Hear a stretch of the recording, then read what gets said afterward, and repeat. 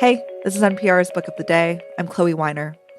I remember reading famous diaries back in high school. Anne Frank's The Diary of a Young Girl, of course, or the journals of Sylvia Plath, and finding it difficult to imagine what it would be like to have such a personal document entered into the historical record, to have one's own point of view play a role in our collective memory. Palestinian journalist Plestia Alaqad has published her own diary as a book called The Eyes of Gaza. Her writing is a record of the 45 days she spent reporting on the ground as Israeli forces invaded the territory 2 years ago. Another way she documented this time was through Instagram. And in today's interview with NPR's Lelia Fadel, they talk about how Alaqad's social media began to reveal a very different reality pre and post October 7th. That's coming up. This message comes from Wayfair. With the holidays approaching, you may want to personalize your home, and Wayfair is the place. Find endless inspiration for every space and budget. Free and easy delivery, even on the big stuff. Seasonal must-haves, from furniture and holiday decor to appliances and cookware, all in one place. Get organized, refreshed, and ready for the holidays for way less. Head to wayfair.com right now to shop all things home. That's WAYFAIR.com. Wayfair. Every style, every home.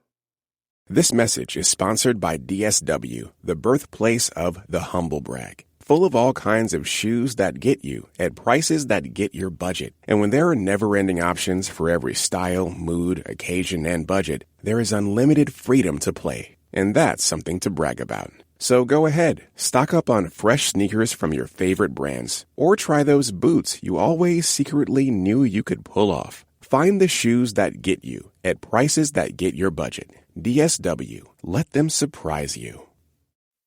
Come check this. If you scrolled through Plestia Alaqad's Instagram account before October 7th, 2023, you would have found snapshots of the young journalist set to music, lounging by the beach in Gaza City, hanging with friends, getting glammed up, celebrating Palestinian culture. It all took a dark turn soon after Hamas attacked Israel. Okay. During war times, all the neighbors... Alaqad started chronicling Israel's response, showing the world what it was like to live under Israel's relentless and, as you'll hear, terrifying bombardment. And here is the family. They're gathering all together, also in a place far away from the wind.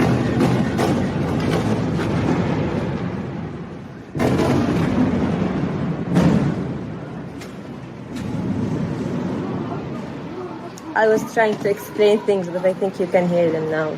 Every so often, Alaqad posted pages from her diary until she was able to leave Gaza. Those pages have turned into her new book, The Eyes of Gaza. This diary isn't my story alone. It's the story of millions of Palestinians. This book is a reminder that history didn't start on October 7.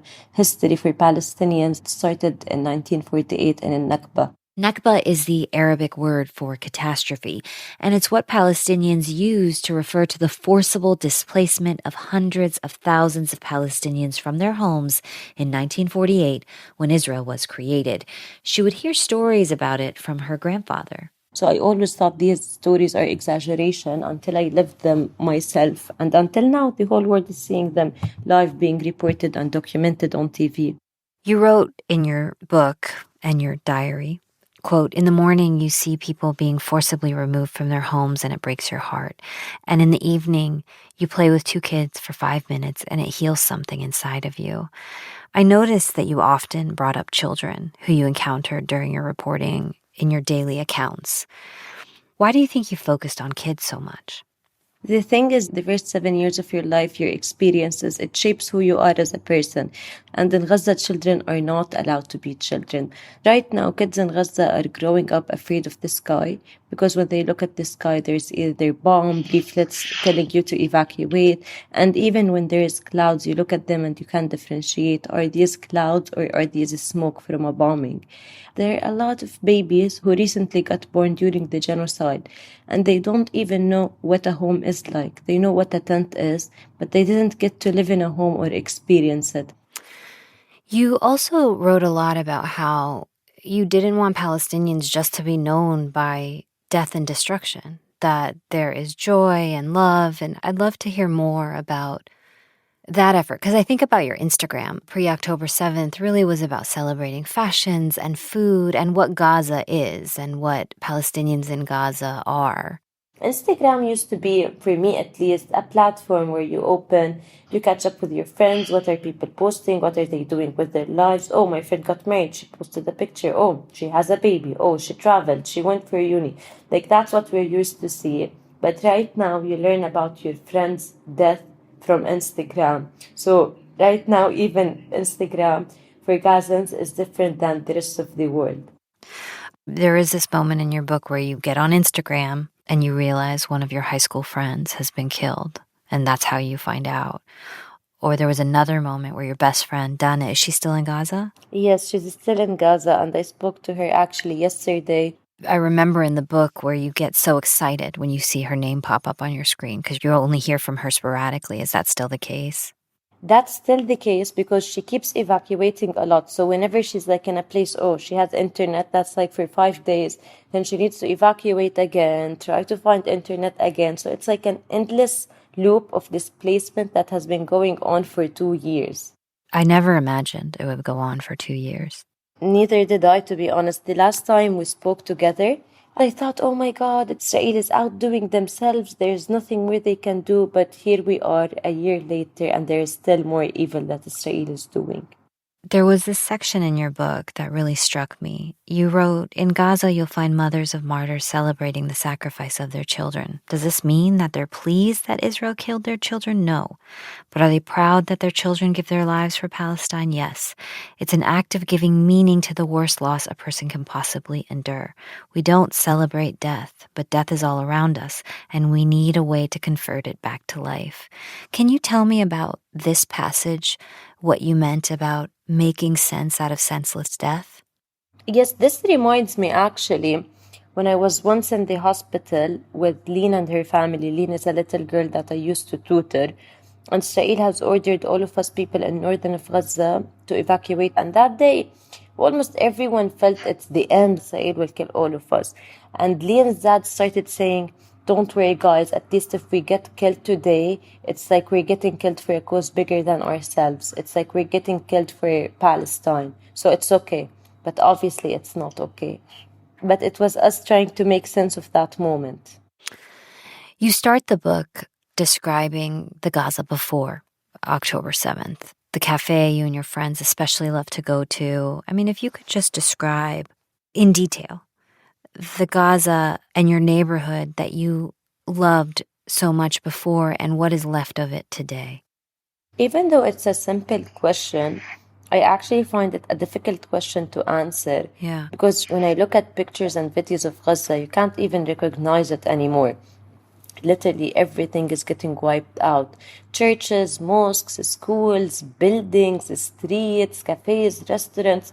It's hard for you to recognize the areas. So whenever I try to remember my memories and my life in Gaza, it's like I'm remembering something that in real life it no longer exists. Like it exists in pictures, but in a way it doesn't exist anymore. Plestia Alaqad, her new book is The Eyes of Gaza. It was her diary in Gaza, and it is now out for the world to read. Hey, Andrew here, host of NPR's Book of the Day podcast. And yeah, I love new books, but there's just something about rereading an old favorite. On our new limited series, Books We've Loved, we're revisiting some classics, from Pride and Prejudice to Dune to everything in between, and talking about why they're worth reading today. Listen to NPR's Books We've Loved right on this podcast feed every Saturday on the NPR One app or wherever you get your podcasts. This message comes from Schwab. At Schwab, how you invest is your choice, not theirs. That's why when it comes to managing your wealth, Schwab gives you more choices. You can invest and trade on your own. Plus, get advice and more comprehensive wealth solutions to help meet your unique needs. With award-winning service, low costs, and transparent advice, you can manage your wealth your way at Schwab. Visit schwab.com to learn more. Support for this podcast and the following message come from the University at Buffalo, where researchers have developed an AI-powered handwriting analysis tool to screen for dyslexia and other learning disorders. More at buffalo.edu/NPR. This message comes from Amazon Business. With smart business buying, get everything you need to grow in one familiar place, from office supplies to IT essentials and maintenance tools. Ready to bring your visions to life? Learn how at amazonbusiness.com.